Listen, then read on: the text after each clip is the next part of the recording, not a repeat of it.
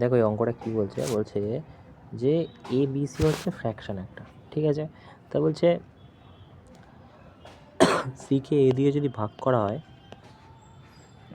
সিকে যদি এ দিয়ে ভাগ করা হয় তাহলে বলছে 5/2 রেজাল্ট বেরোয়, ঠিক আছে।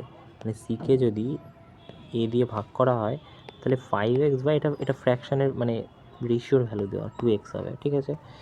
হুইচ যেটা কি না, আচ্ছা পরে নয় আমরা এক্স লিখবো, এখন 5/2 লিখলাম। বলছে হুইচ এক্সিড বি বাই 7/4, মানে 5/2 এর সাথে যদি বিকে তুমি বিয়োগ করো, মানে 5/2 মাইনাস বি করো, তাহলে এটার উত্তর চলে আসবে 7/4।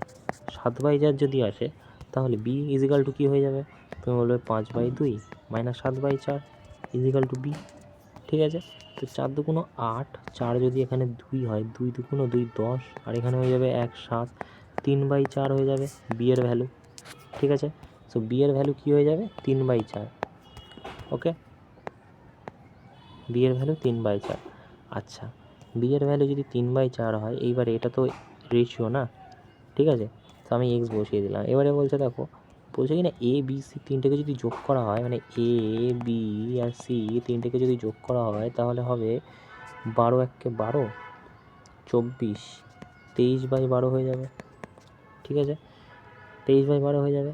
এবারে বি এর ভ্যালু এখানে দেওয়া আছে। আচ্ছা একটা জিনিস খেয়াল করো, এটাকে যদি 5, এটাকে যদি 2, মানে 7x প্লাস এখানে কত আছে 3/4, তো 3/4 ইজিক্যাল টু কত, দেখো দেওয়া আছে 23/12, 23/12, রাইট।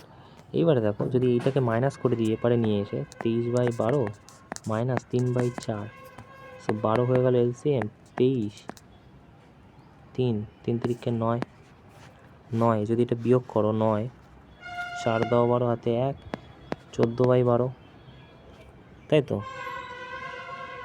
4 10 12, হ্যাঁ।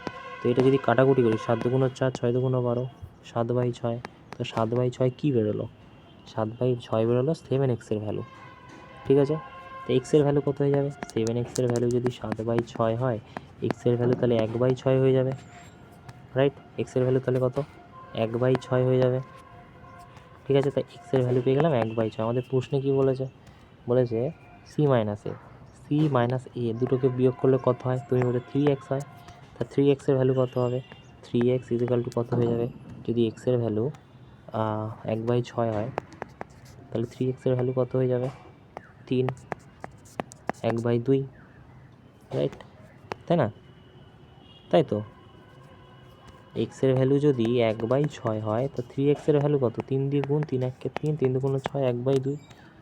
সো 1/2 কোথায় আছে, এই যা আছে 4-এর দাগ, এটা হয়ে যাবে উত্তর, ওকে।